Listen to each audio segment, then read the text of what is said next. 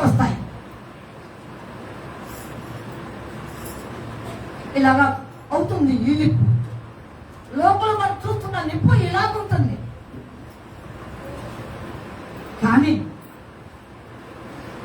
ఆత్మీయ పరలోకం నుండి వచ్చే నిప్పు అగ్ని ఒక ఆత్మీయ జీవితమును ఎంత శ్రేష్టకరంగా చేస్తుంది అంటే, నీ ఊహకు నా ఊహకు, నీ ఆలోచనకు నా ఆలోచనకు అందనంతగా దేవాది దేవుడి అగ్ని,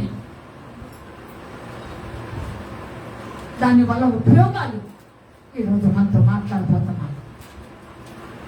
దేవుడి బిడ్డలారా, అగ్ని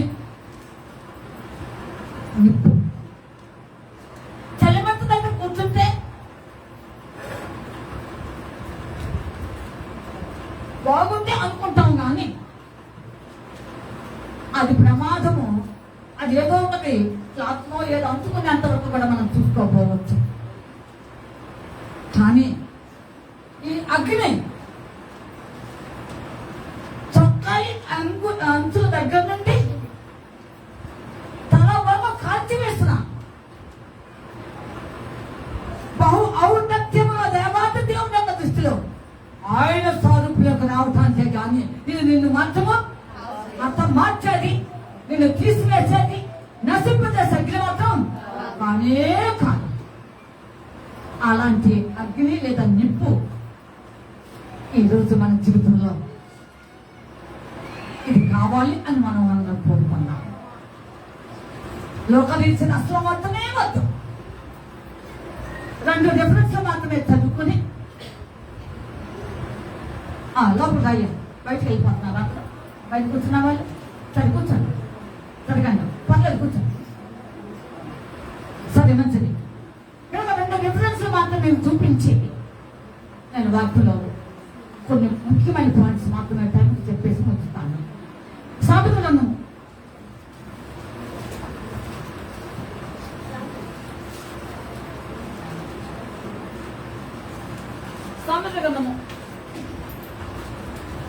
సామెతల 30వ అధ్యాయము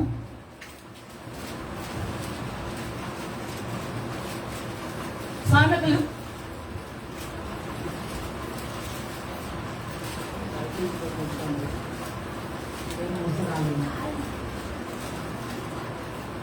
సామెతల గ్రంథము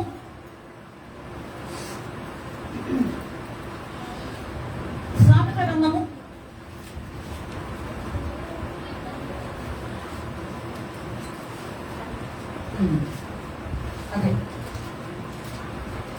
అగ్ని ఉంటుంది.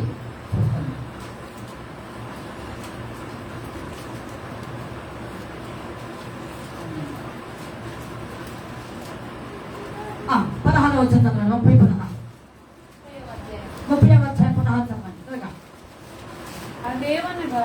పాతాళము కనని గర్భము, నీరు చాలును అనని భూమి, చాలును అనని అగ్ని. అది చాలును అనని అగ్ని అంట.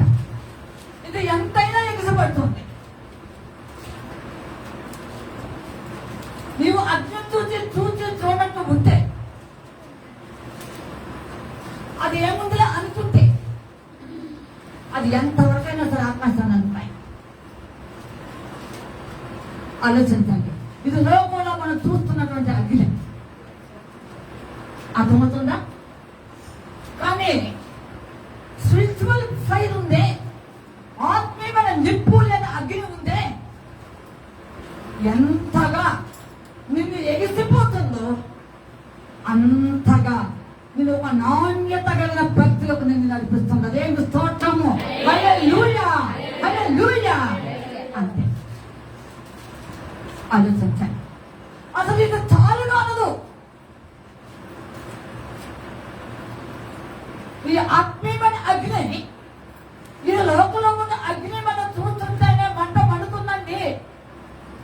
అయ్యో ఇల్లంతా కాలిపోతుందండి, ఆ ఫ్యాక్టరీ అంతా తగలబడుతుందండి, అయ్యో ఇదంతా బాగా అగ్ని బుగ్గైపోయిందండి, ఎరుషలేము అగ్ని ప్రాకారములు అగ్నితో భయంకరంగా అయిపోతే బూట మిగిలినాయి. అలా బూట అయిపోయేది కదా అగ్ని.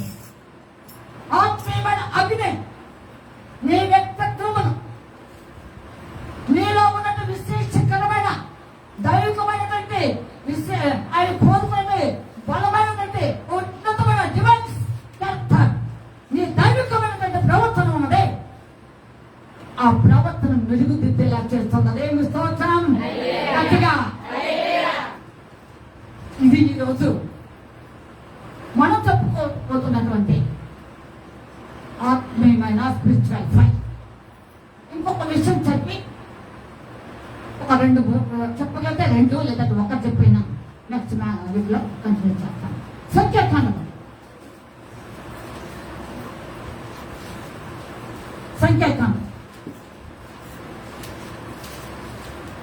ద్వితీయోపదేశకాండకు ముందు ఉంటుంది. సంఖ్యాకాండము చూద్దాం, కొంచెం చూద్దాం. 31వ అధ్యాయము నంబర్స్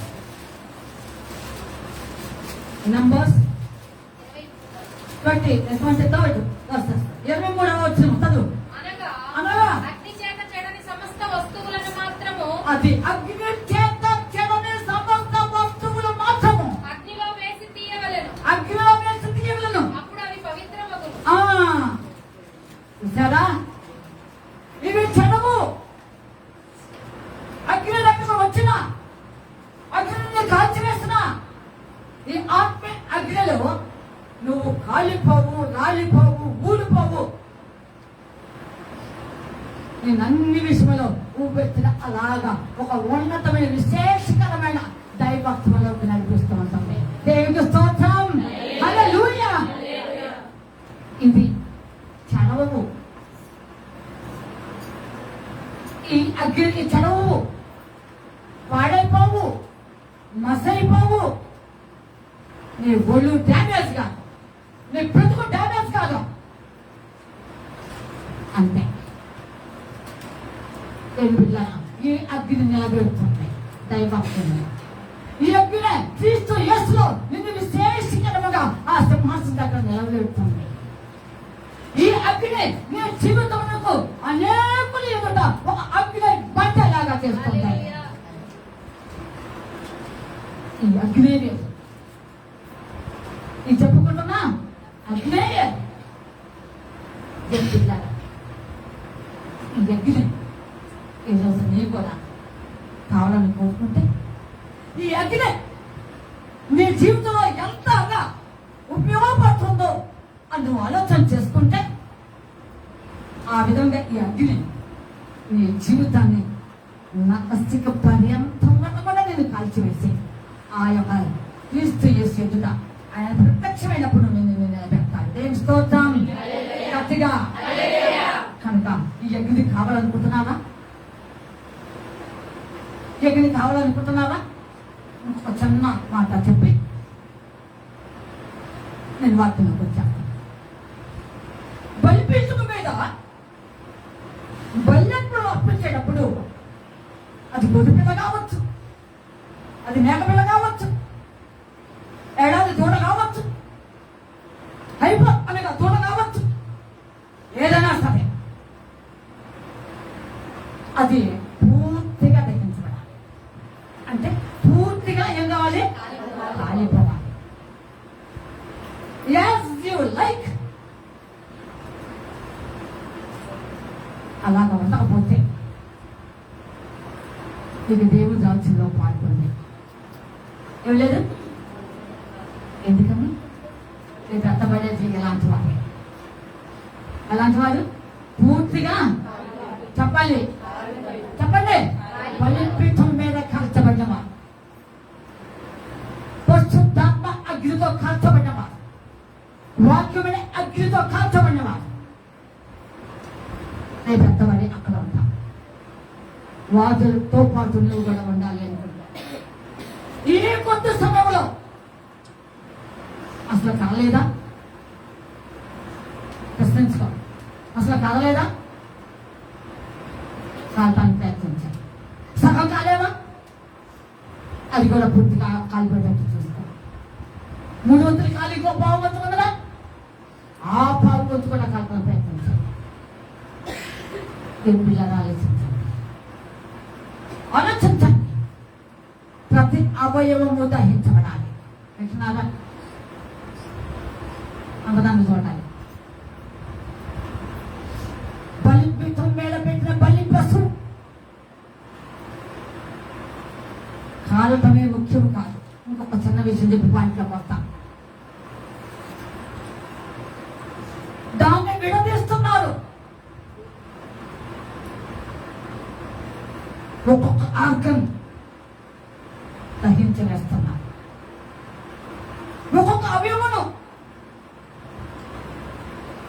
అవునా పౌల్స్ ప్రేగులతో సహా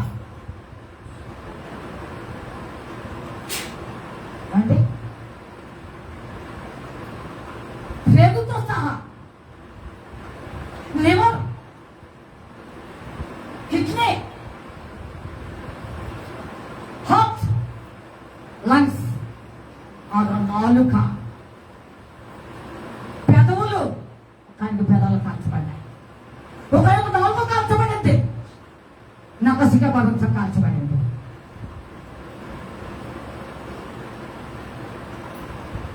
సగం సగం కాలేవా? ఈ పరిశుద్ధాగ్ని నీకు అవసరమని దేవుడు నాకు తెలియజేస్తుంది. ఈరోజు నీకు తెలియజేస్తూ ఉన్నది. దేవుడు బిడ్డలు ఆలోచించండి. చివరి దినాలు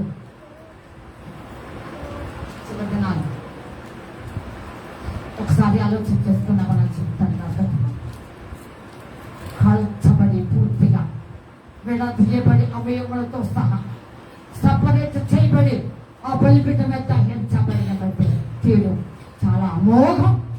వివేకానంలో అమోఘం. అలాంటి స్థితి నీ జీవితంలో ఎప్పుడు నీకు అవసరమైన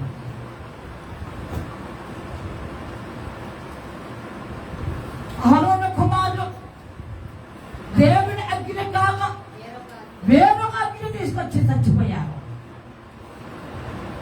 వినాలి, మీరు ఇక్కడ బాగా అర్థం చేసుకోవాలి. అహరోను కుమారులు యాజకులు పిల్లలు ఉన్నారా? యాజకుల కుమారులు పిలుస్తుంది. యాజకుల కుమారులు పరిశుద్ధ అగ్ని కాక వేరొక అగ్ని తెచ్చారు అని రాయబడింది. ఉంటున్నారా? ఒకసారి చదువుతారా లేదా చెప్పండి. లేవేకాన 10వ అధ్యాయం అంత తీయండి. లేవేకాన 10వ అధ్యాయము త్వరగా చేయండి. 10వ అధ్యాయము అహరోను కుమారులైన నాదాబు, అబీహులు తమ తమ ధూపార్తులను తీసుకొని వాటిలో నిప్పులుంచి వాటి మీద ధూపద్రవ్యము వేసి యెహోవా తమకు ఆజ్ఞాపింపని వేరొక అగ్నిని ఆయన సన్నిధికి తేగా. యెహోవా ఆజ్ఞాపింపని వేరొక అగ్ని అండర్లైన్ చేయాలి, చేసుకోండి. యెహోవా ఆజ్ఞాపింపని వేరొక అగ్ని అంటే వినాలి. అంటే నీ ఇష్టమా? దేవుడు ఆజ్ఞాపించకుండా నువ్వు చేయటం నీకు ఇష్టమా? అంటే ఏది పడితే తీసుకురావాలా? ఆ బొగ్గులు బాగా కాలిపోయి నిప్పు కనువులు భయంకరంగా ఉన్నవి లేదా అది చూసుకోవద్దా? ఆ బొగ్గు కాలకుండా తెచ్చావా? వినాలి. ఆ కట్టె కాలను తీసుకొచ్చావా? అంటే నీ ఇష్టమా? చెప్పాలి. దేవుడు ఆజ్ఞాపించని జరుగుతుంది. నీకు తెలియజేయలేదుగా, తెలియజేయకుండా సొంత పక్కన కట్టుకుని చెప్పకుండా నేను నీ సొంత ఆలోచన ప్రకారం చెప్పకుండా నీ సున్నితిని బట్టి ఏదో నీ ఇష్టం వచ్చిందని తెస్తే ఆలోచించండి. దేవుడు ఒప్పుకుంటారా? పైవారు చెప్పాలి. దేవుడు ఒప్పుకుంటారా? ఒప్పుకోడు. అందుకే వాళ్ళు అక్కడ చంపేశాడు. చచ్చిపోయిందండి అహరోను కుమారుడు. దేవుని స్థందులో నీ జీవితం అంతే నిందారహితంగా ఉన్నారు. దేవుడికి మంచి పనివానిగా, యోగ్యమైన పనివానిగా ఎంచుకోవాలి. దేవుడు ఎంచబడాలి. ఆలోచించండి. ఈ రోజులు అందరూ పనులు చేస్తున్నారు.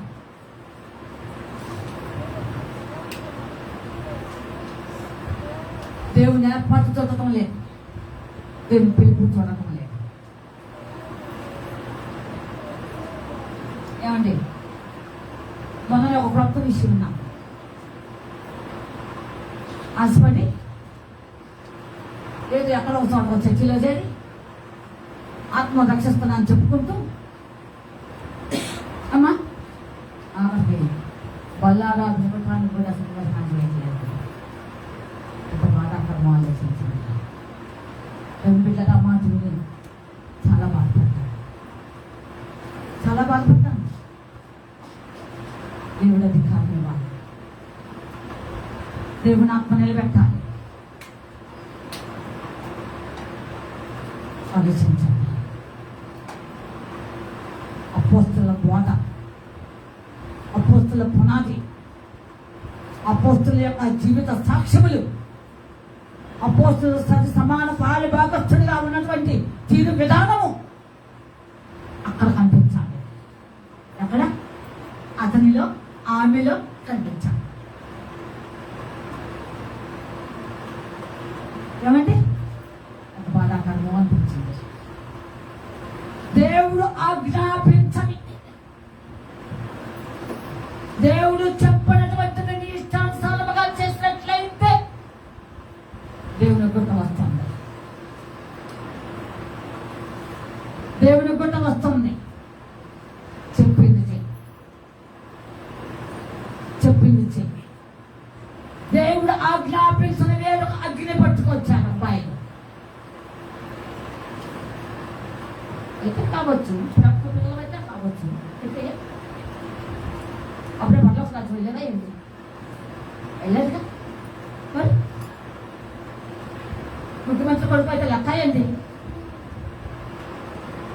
ప్రధానమంత్రి కొడుకు అయితే లెక్క ఏంటి? మరి ఆలోచించేయండి. దేవుని ఎవరిని ప్రేమించినావు వారిని ప్రేమించినావు, ఎవరిని స్నేహించినావు అట్లా ఏమందో దేవుడు పక్షపాత యాకోబును దేవుడు ప్రేమించను, ఏశావును అంతే. దేవుడు కృపమై ఒక వేదం అగ్ని ఉన్నాయి రకాల ఆలోచించడంలో ఆ వేదం అగ్ని లోకంలో ఉన్నది. నిన్ను గాయపరిచే, నేను మంచాన్ని పడేసే, అవసరమైతే చివరకు ఇన్క్యూబుటల్ అయిపోయి ప్రాణానికి దారితీస్తుంది. స్వస్థత అనేది ఉండదు. గాయం కట్టబడలేదు, కానీ ఈ గాయం ఈ అగ్ని ఏం చేస్తుందో తెలుసా? గాయం కడుతుంది, ఏమండి మార్పిస్తుంది. ఈ అగ్ని ఏం చేస్తుందో తెలుసా అండి? తల నుండి అరికాల వరకు కూడా నీ జీవితం మెరుగుదిద్దుతుంది, నీ బ్రతుకులంతా కూడాను మార్పు చేకూరుస్తుంది. అంతే. ఈ అగ్ని పరిశుద్ధ అగ్ని. ఏమండి ఏమన్నారు? పాడు, ఇప్పుడు పాట పాడు. మండించు అగ్ని మండించు, త్వరగా త్వరగా మండించు, నాలో అగ్ని మండించు, అగ్ని మండించు, నాలో అగ్ని మండించు, పరిశుద్ధాత్ముడా నాలో అగ్ని మండించు, నాలో అగ్ని మండించు, అగ్ని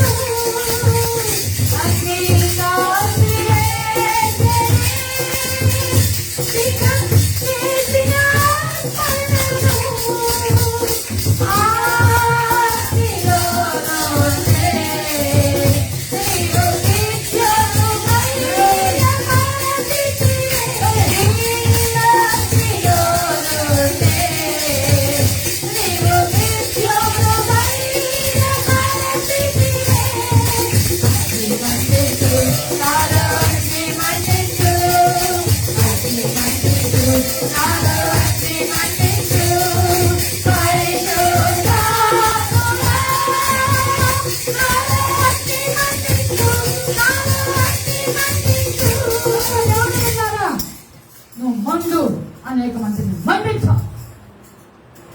మొదట నువ్వు మండాలిగా. ఏ అగ్నితో మండాలి? పరిశుద్ధాగ్ని, వాక్యమైన అగ్ని, పరిశుద్ధాత్మన అగ్ని నువ్వు మండాలి. ఆలోచించు. ఇది నీకు హాని చేయదు, నీ జీవితాన్ని నష్టం గురి చేయదు, లేదా ఊపిడ నిలుదానివ్వదు.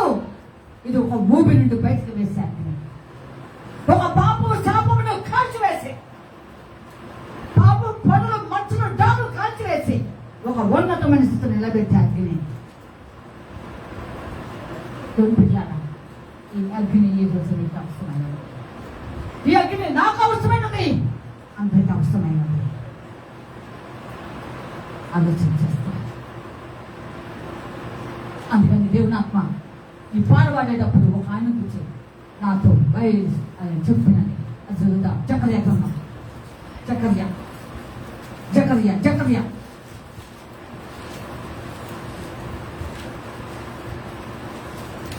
జకర్యా అతని భద్ర దాదాపు చివరుకుంటుంది, మళ్ళా ముందుంటుంది. ఆ మూడవ అధ్యాయము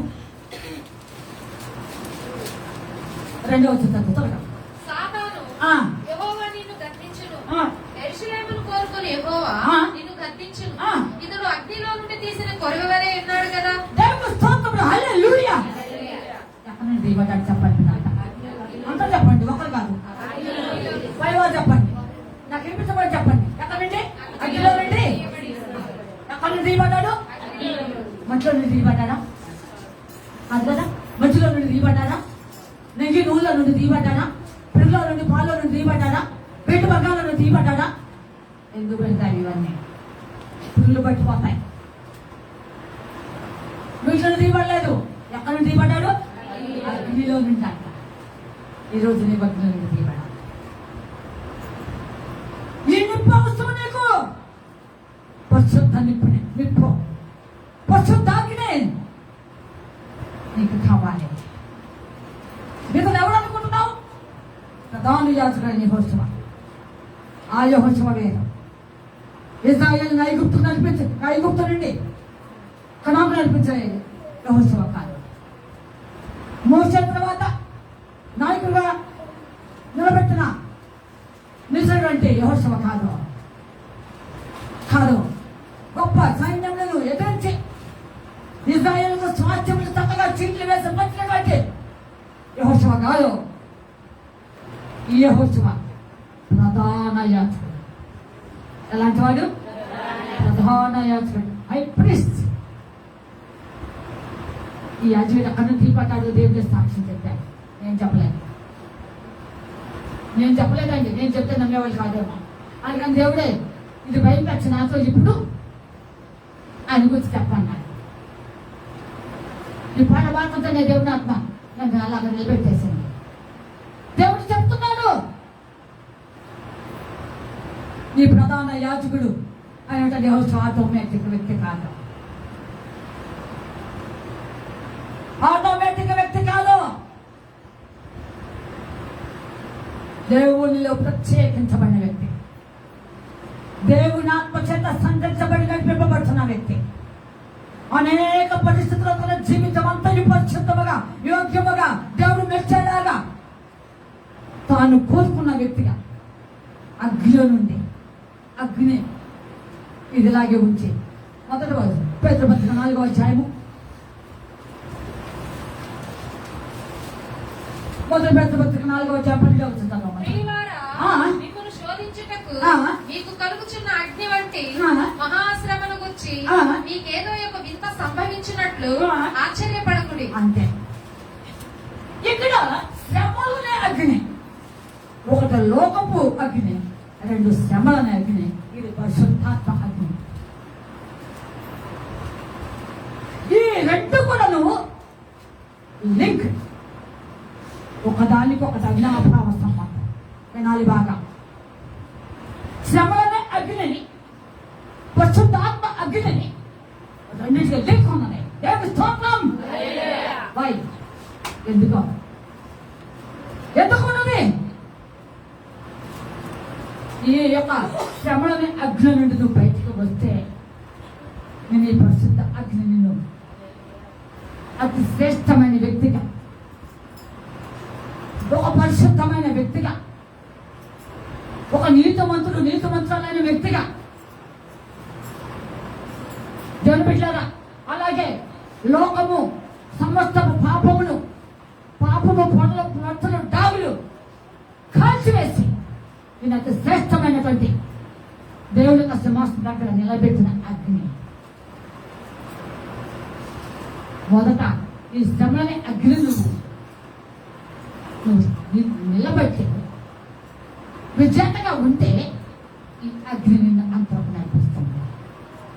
అందుకే రెండింటికి లింక్ ఉందని నువ్వు గ్రహించే రోజు నీకు ఏదో ఒక వెంట సంభవిస్తుందని ఆశ్చర్యపడవలసిన లేదు. నిన్ను కోరుకున్నాడు దేవుడు. ఈ యాజకులని యెహోషువని కోరుకున్నాడు. ఆయన ఆటోమేటిక్ వ్యక్తి అనుకుంటున్నావా? నువ్వేదో నువ్వేదో అనుకున్న వ్యక్తి అనుకుంటున్నావా? నువ్వేదో గిట్టగా మాట్లాడే వ్యక్తి అనుకుంటున్నావా?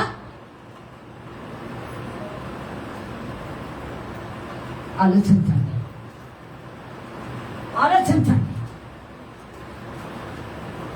ఒకసారి మోసే మీద వ్యతిరేకంగా అక్కే సొనిగింది, అక్కే గొనిగింది. అక్కడ చాలా మంది ఉన్నారు. ఈ అక్క వేరు. ఈ అక్క పేరు అమ్మలు వేసుకుంది. పేరు కాదు నేను అడిగాను. ఎలా అక్క? ఎలాగక్క? అది ఆ మాట కోసం రక్త సంబంధి. ఆమె తర్వాత పుట్టిన వాడే మోసే ముందు పట్ల. ఎవరి తర్వాత? ఆమె తర్వాత వచ్చిన ఆయనే. మరి ఆమె వ్యతిరేకించండి. ఆయన అక్కడి నుండి వచ్చాడు తెలుసా? వండుతున్నప్పుడు కాలిపోలేదు, కానీ కాలిపోయిన వాడిగా చేసే ఈ రోజున దేవుని స్తోత్రం. హల్లెలూయా, హల్లెలూయా.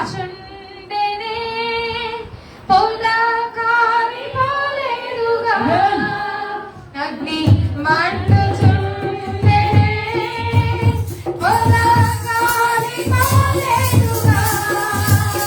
ఆగ్నిలో నుండే నీవు వచ్చెను దర్శించినావే. ఈ అగ్నిలో నుండే నీవు వచ్చెను దర్శించినావే. అగ్ని మండించు నాలో, అగ్ని మండించు, అగ్ని మండించు నాలో, అగ్ని మండించు. పరిశుద్ధాత్ముడా, నాలో అగ్ని మండించు, నాలో అగ్ని మండించు. చూసారా? ఆయన అయితే నీకేదో ఆటోమేటిక్ ఉన్న ఒకవేళ నీకైతే చిన్నవాడే. ఎలాంటి వాడు చెప్పమా? చిన్నవాడా పెద్దవాడా? ఎన్నో ఆయన చెప్పాలి.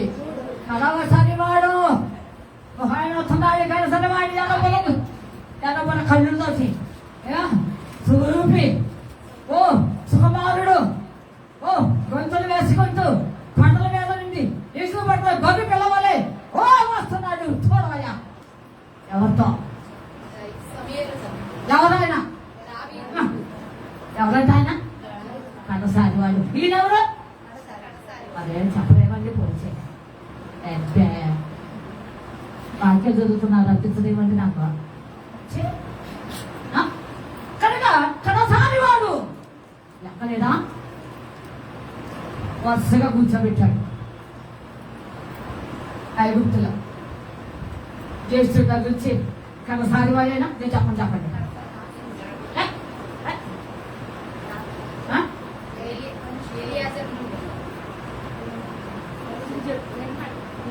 మీరు భలే వాళ్ళు అన్నారు. మిమ్మల్ని సిద్ధపరిచాడు. దేహము గోయించి పోయించాడు. నిన్ను సిద్ధపరిచాడు. జ్యేష్ఠుడి దగ్గర నుండి ఎవరో అది కూర్చోబెట్టాడు. వినండి, కడసారి వాడంటే చెప్పాల్సి వస్తుంది. అదే కడసారి వాడిని దేవుడు ఎంత జీవించాడు అంటే అందరికి ఒక వంతుగా వడ్డిస్తా వచ్చాడు. తనకు మాత్రం ఎంత అంట? 5 కోళ్ళు. దేవుని స్తోత్రం. 5 వంతుల. ఎవడు కన్నుడు? అది ఆ మాట చెప్పాలి. ఎవడు కన్నుడు? కడసారి పట్టుకున్నావు. నీయేమో నీ దృష్టికి నీ ఇంట్లో కడసారి వాడు, నీకు కడసారి వాడు. దేవుడికి అది దేవుడికి జ్యేష్ఠుడు ప్రథముడు. నా ఇల్లు అంతలా అంతే. ఆ మండుచున్న పొద దగ్గరికి వెళ్ళాడు. ఆ పొద మండుంది, ఈయన మండలా మండుచున్న వాడిగా చేశాను ఈరోజు. దేవుని స్తోత్రం. అందుకని ఉంటావా ఉంటావా? తస్మత్తు జాగ్రత్త. ఓ పల్లి వెళ్ళరా. ఓ ఎన్ని రోజులు ఏమైంది ఆమెకి? పాపం పెద్ద 2 ఆయన ఏమండి 3 ఆయన ఇద్దరు దేవుడు సాగిపడ్డారు. ఆ పేర్లు తెలుసు. ఎవరంట? అహరోను మోసే. ఇద్దరు సాగిపడ్డారు. అయ్యా అయ్యా అయ్యా అయ్యా అయ్యా అయ్యా అయ్యా అయ్యా అయ్యా కనికరించు కనికరించు కనికరించు కనికరించు. అయ్యా నాకెవరు చెప్పు? నాకెవరు? వెంటనే సరిపోయింది. నాకెవరు? అంతకంటే శ్రేష్టమైంది. అయ్యా ఇజ్రాయేలు సముద్రం దాటిన తర్వాత చక్కగా పాటపాటు నడిపించిన ఒక నాయకురాలయ్యా, ప్రవక్తే. కనికరించయ్యా అయ్యా అయ్యా అని ఆయన పాదాలు పట్టుకున్నాడు. నువ్వు వద్దు రాకపోతే సంబంధించి పడేసేవాడు అన్నట్టే. వచ్చావు కనుక సరే. ఆగిపోయిన ప్రయాణం మళ్ళా ఆఫ్టర్ వీక్డేస్ ఏమైందంట? చూసారా వెళ్ళిపోయారా? అగ్ని అగ్ని ఒక ఆత్మీయ జీవితం చాలా ఉన్నతంగా నడిపించేటంటే ఈ అగ్ని నీకు కావాలి. ఈ నిప్పుని ఎవరు కావాలి?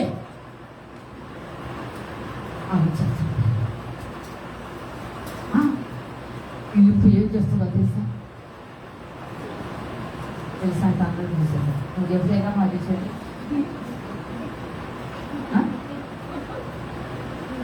తెలుసా అంటే వాళ్ళందరూ అసలు ఏమన్నా తెలుసా? నువ్వు ఎవరిగా మా చేసేది చెప్పండి. ఏమనుకో అవునా కాదా? దూరికేస్తాను మీరు దూరం కాబట్టి మీరే చూకొచ్చు. నాకు ఎందుకు తెలుసాడు? అగ్ని మండే ప్రతి ఒక్కరు కూడా నేను ఎంత మండిస్తుందో తెలుసా? అదేంటో చూద్దాం. కాబట్టి లేవేఖానం లేవేఖానం 6వ వచనం చూడండి.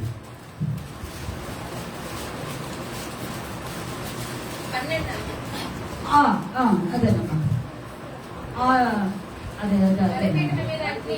చదవండి. 12 తమ వస్త్రములను తీసి వేరు వస్త్రములను ధరించుకొని పాళెము వెలుపనున్న ప్రతి స్థలమునకు ఆ బూడిదను తీసుకొని పోవలను.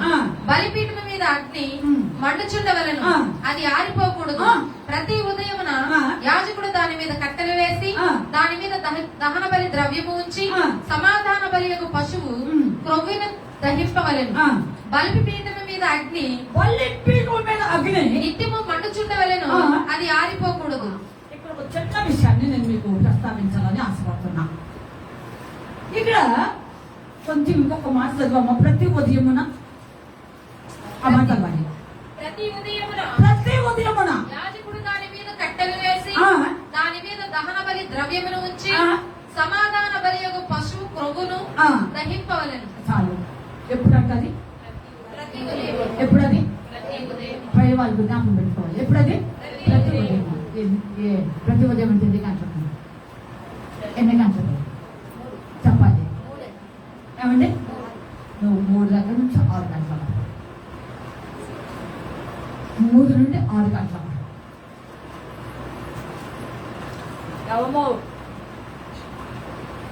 వేలు పెట్ట మాకు తినొచ్చా, ఇప్పుడు నువ్వు వచ్చింది.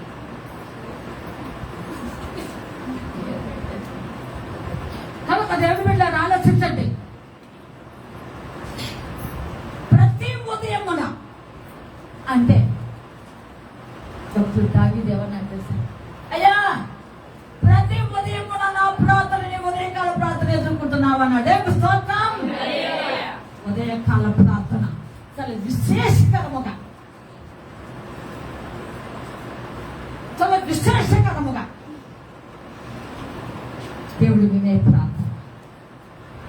ఒక మాట చేస్తున్నావో, 2 మాటలు చేస్తున్నావో, తిరగ ప్రార్థన చేస్తున్నావో నాకు తెలియదు. ఎంతైనా షార్ట్ ప్రేయర్ అవని, లాంగ్ ప్రేయర్ అవని, కొద్ది ప్రార్థన అవని, చిన్న పెద్ద ప్రార్థన కావచ్చు, ఉదయకాల ప్రార్థన దేవుడి చెవి ప్రార్థన, ఆలోచించే ప్రార్థన. దేవుడు భావోద్యుతంగా నీ యొక్క మనవులు వినే ప్రార్థన. ఎప్పుడది ప్రతి యాజకుడు చేయవలసిన కర్తవ్యం ఏంటి? ప్రతి విశ్వాసి దేవుని బిడ్డ చేయవలసిన కర్తవ్యం ఏంటి? ఉదయము 8 గంటలకి 6 గంటలకు రాడా, 7 గంటలు వేసి 1 నుంచి 2 పట్టాలి, తెల్లవారు రాత్రి అంతా కాచి కాపాడు ప్రవేశపెట్టేవాడిని ఆమె అని చేస్తున్న ప్రార్థన. 7 గంటలు చేసే ప్రార్థన చెప్పలేమండి. అది ఎప్పుడు 3 నుండి 6 గంటలు లోపు ఎంతైనా చేయి. ఎన్ని గంటలు చేసావని నేను నిన్ను అడగను, ఎంతసేపు చేసావమ్మా అని అడగను. 3 గంటలు వేసేదను, 3 గంటలే లేచా, 6 గంటలు అయింది, 2 గంటలు చేసా ప్రార్థన, 2 గంటలకు 1 గంట నిద్రపోయావు. ఏం చేసావు చెప్పండి అమ్మా. 1 గంట ఏదో పోటాకు వచ్చింది, అప్పుడు ఆమెకే నిద్ర వచ్చింది, కొంచెం వచ్చింది. ఎవరికి వచ్చింది? అప్పుడు ఆమెకే వచ్చింది. ఆయన వాగ్దానం ఎలా స్వతంత్రించవలసిన చూసి చూపించమంటే ఆయన పక్షుల వాళ్ళని అంట అదొక కొద్దిగా నిద్ర వచ్చింది అంట గాడి.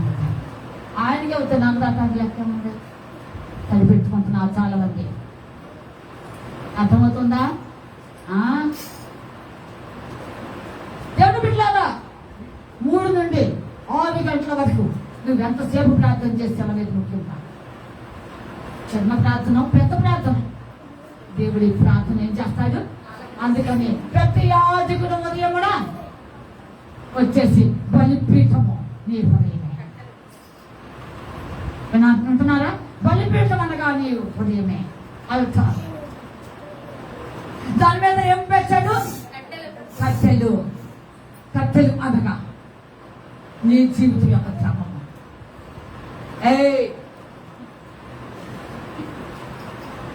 ఎవరు రావాకు విన్నవ్వాలి, ఏదో చేస్తున్నావు.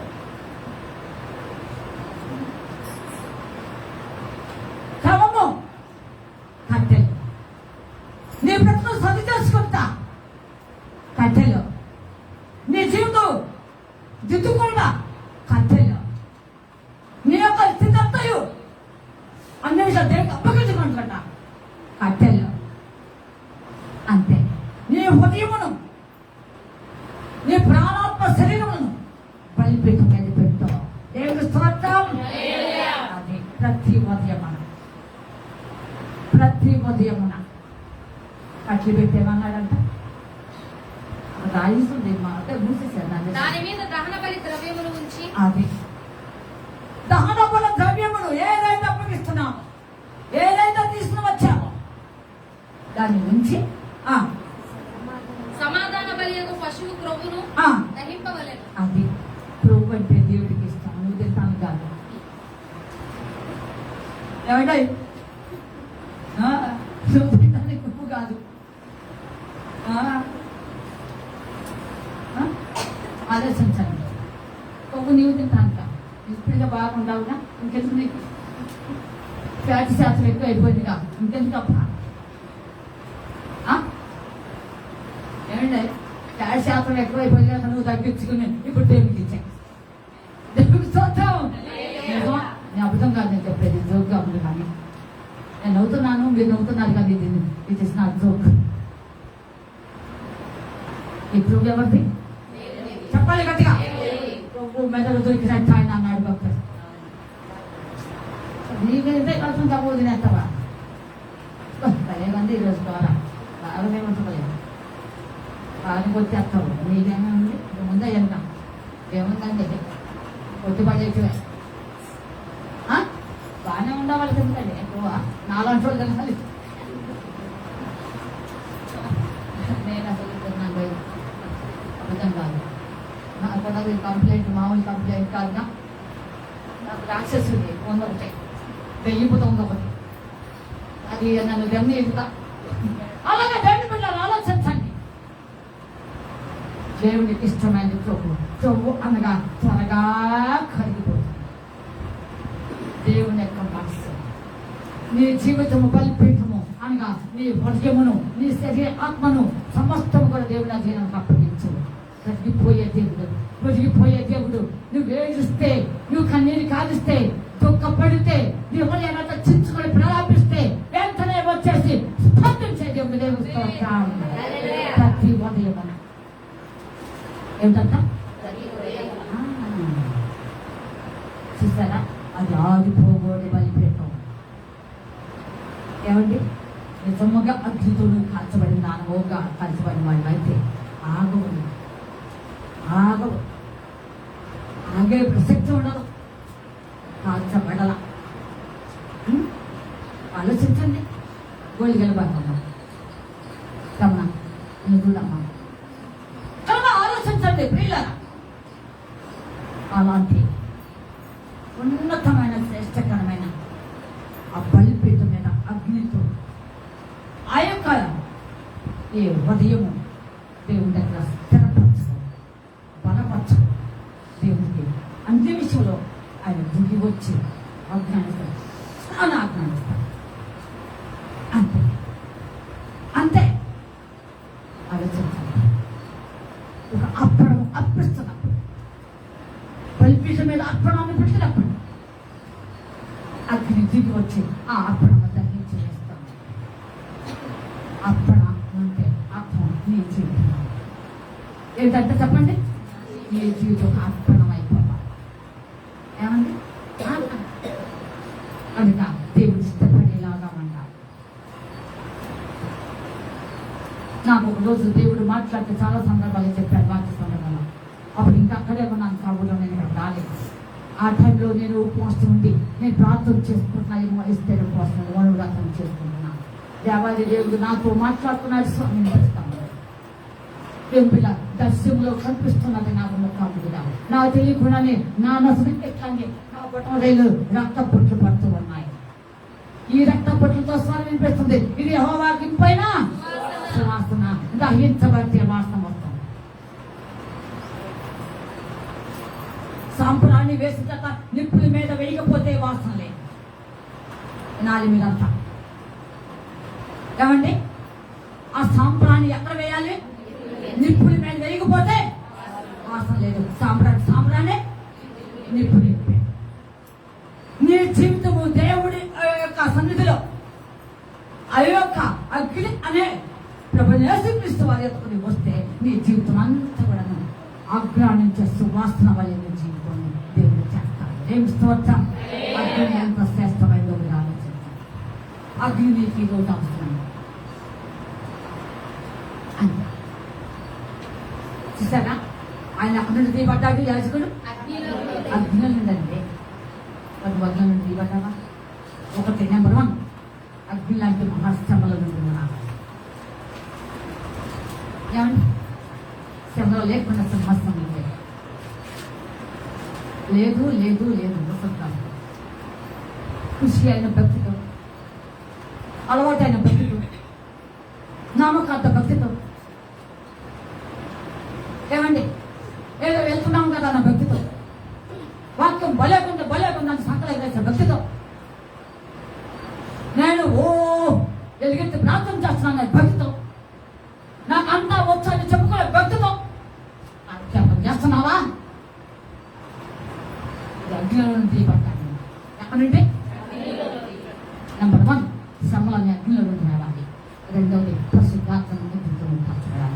స్తోత్రం. నేను నకసిక పర్యంతమని కలిసిపోయాలి. నీలో ఉన్న పాపపు పొడలు కాలిపోవాలి. నీలో ఉన్న మత్తడాలు కాలిపోవాలి. నీవు ఒక నీతిమంతుడిగా నీతిమంతుడిగా చూస్తుంది కదా. దేవుని స్తోత్రం. ఇలాంటి వారి రేపు అనుకుంటాను ప్రభుత్వం. ఏమండి ఇలాంటి వారి రేపు నా వాడి భద్రా ఉంది నా సిద్ధులు అంటారు వెళ్తాను. వెళ్ళే మాట వాస్తవమే. ఏమండి ఓకే కాదు అంజి ఓష రాదు. ఎవరైనా సరే సత్యసారి కాస్త అంగి వద్దాచిన అంగి లేకపోయినా పర్వాలా నా ఉద్దేశం అయితే. నా యొక్క బైబిల్ వాక్కు ఇచ్చాను. నేను నిజంగా చెప్తున్నాను. పులిపెట్టుకుని నువ్వు అంగితోనే సమాచారం అవసరం. నీ ఆటోమేటిక్గా ఇప్పుడు నువ్వు సమాధులు తెరవబడినప్పుడు నీ వ్యక్తిగత ఆత్మస్థితిని బట్టి నీకు తెలియకుండా అంగి వస్తుందని నేను పరిశుద్ధాత్మ స్తోత్రం. పొంది నా శుద్ధులన్నారు తెల్లంగి ధరించెదరు. పొంది నా శుద్ధులన్నారు తెల్లంగి ధరించెదరు.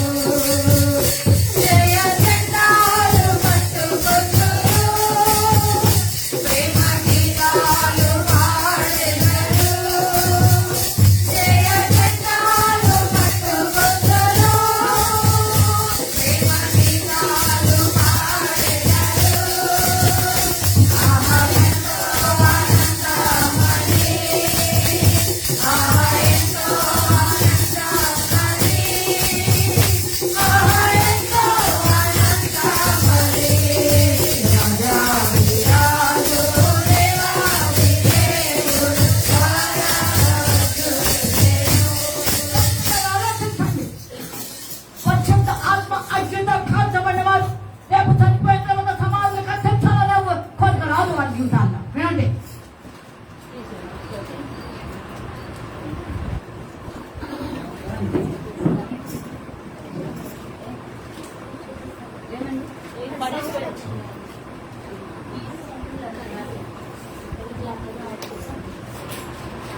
కరెంట్ లేదు అందుకే వచ్చి అది లాగొద్దు.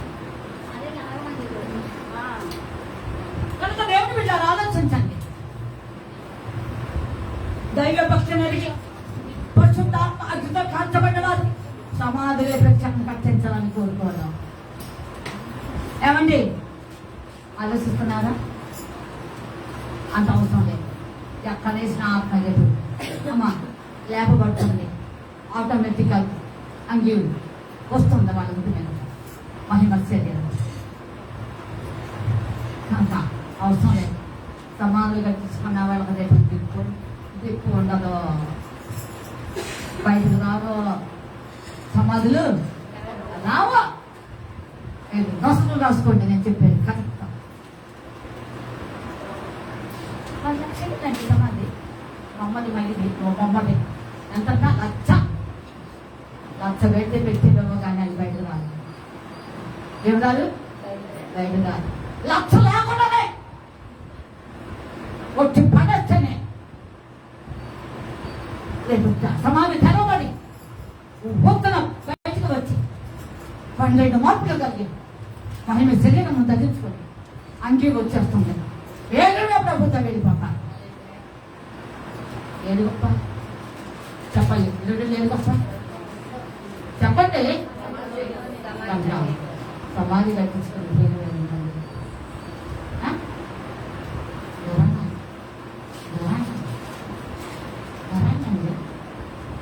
బతుకున్న గైకి పెట్టల కూడా అంత పెట్టల. సమాధి మాసం 2 లక్షలు ఎంత? 2 ఒకటే అనుకున్నారు. ఎందుకు ఉపయోగం ఏంటి? ఉపయోగం ఏంటి చెప్పండి. చివరి పరిశుద్ధ వేరే ఆజ్ఞాపిపడి వేరొక అగ్ని నీ జీవితం అనుసరిస్తున్నావా? సాతాన్ని కూడా అగ్నిలాగా ముగిస్తాడు. నీ ముందు వినాలి బాగా. ముగిస్తున్నాను ఒకటి బాగా వస్తుంది. 2 నిమిషాలు ముగిస్తాను. సాతాన్ని కూడా మెరుపులాగా అగ్నితో మెరుస్తుంది. ఏదో ప్రత్యక్షం అవుతాడు. నమ్ముతావా? ఏ అగ్నో దేవుడు ప్రభా నీవా? నేను అబ్రహాము దేవుడును, ఇస్సాకు దేవుడును, యాకోబు దేవుడు అంటే కరెక్టా?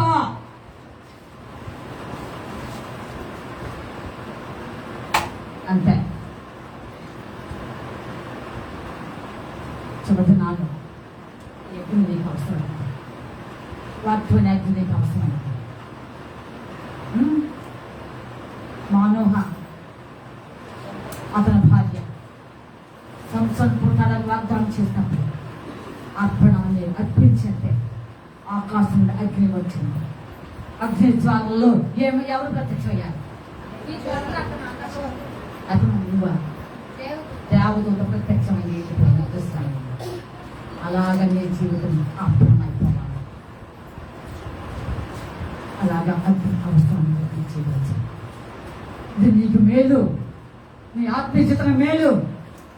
విశేషకరంగా దేవుని ఆత్మ నిన్ను ఉప్పెత్తున ఇక్కడ నుండి తీసుకుపోయి కర్మేల్ పర్వతం మీద పడేస్తుంది.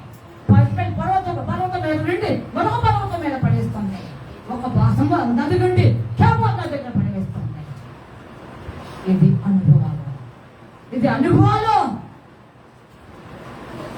వాళ్ళకు రావాలంటే ఈ అగ్ని నీకు అవసరం. ఈ అగ్ని నీకు అవసరమైనది. యెహోవా ఆజ్ఞాపింపని అగ్ని తీసుకొచ్చి దేవుని ఉగ్రతకు బలైపోయే ఎంత బాగా అలా ఉండవచ్చు. సాతాను కూడా అగ్నిలాగా వినిపిస్తాడు.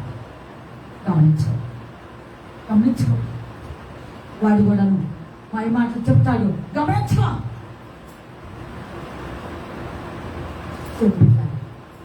ఒకరోజు ఏదో నాకు కొంచెం బాధగా ఉంది, ఏదైనా సరే దేవుని దగ్గర ప్రార్థన చేయాలని తీసుకుంది. ఇవన్నీ మధ్యన ఇక లాభం లేదని ఇక ప్రార్థన చేయడం వల్ల వీళ్ళ పది నా దగ్గర ఉంది. ఒక మాట ఇచ్చాను, నన్ను మామూలుగా పిలవలేదు. వాళ్ళు నన్ను మామూలు పిలుపుతో పిలవలేదు, అతి శ్రేష్టమైన అమూల్యమైన పిలుపుతో నన్ను పిలిచావు. జ్ఞాపకం చేసుకో. నా పట్ల చేసిన వాగ్దానాలు ఒకటి కాదు, కోకలు చేస్తావు. జ్ఞాపకం చేస్తావు.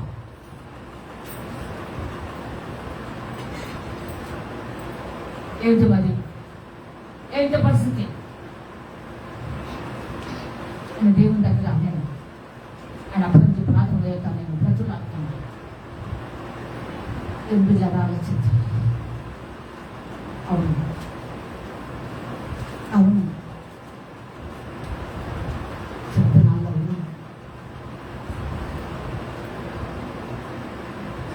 నువ్వు నేను కూడా నీలాంటి వాక్యం పరిశుద్ధాత్మ ఎప్పుడు కూడా అగ్ని ప్రాప్త అంటారు. ఆయన మరొక పేరు దోషుల ప్రాప్త అంటారు. ఇజ్రాయేల్లో అలాంటి ప్రవక్త ఇక ముందు అంటారో లేదు నాకు తెలియదు, లేదని అనుకోవాలి. కర్మేల్ పర్వతమైన అన్నది వీడు ఎవడన్నా కానీ రోజు అయితే కావచ్చు, నాకేది లెక్క అనుకున్నాను. వచ్చాను, ఏంటి మా యజమానికి మంచం ఎక్కాడు, మంచం దిగుతాడా ఎగురుతాడా, మొత్తం మీద నుంచి పైకి వెళ్తాడా వెళ్ళడానికి వచ్చాను. అంటే మంచం మీద నుంచి పైకి వెళ్తామంటే అర్థమైంది అంతేనా? ఏమంటే అంతేనా?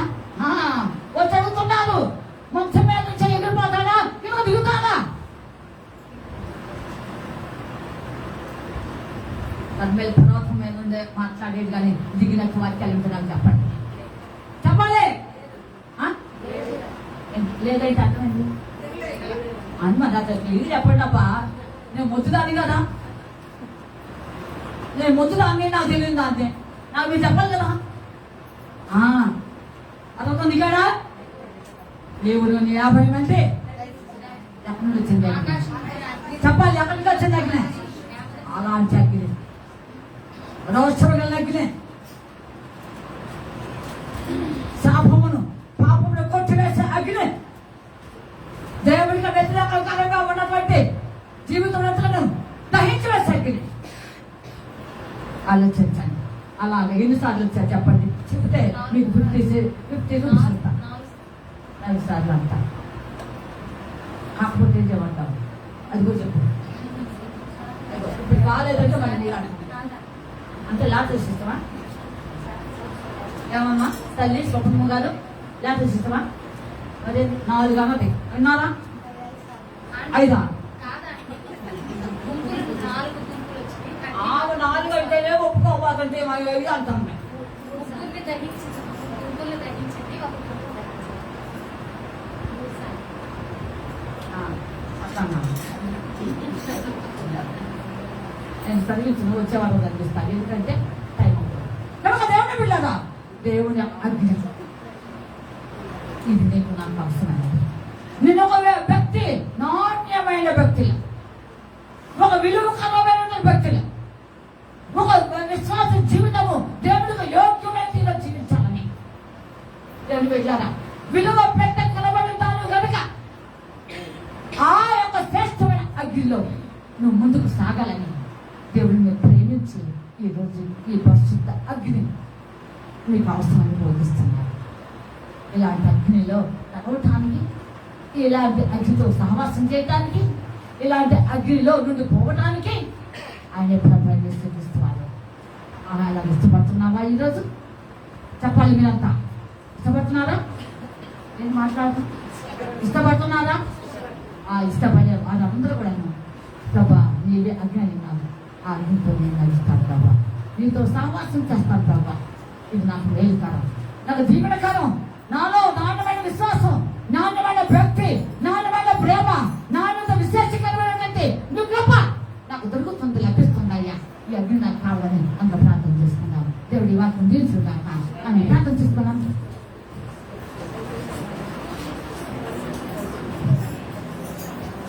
ప్రార్థన చేయాలి. మీరు ప్రార్థన చేయాలి.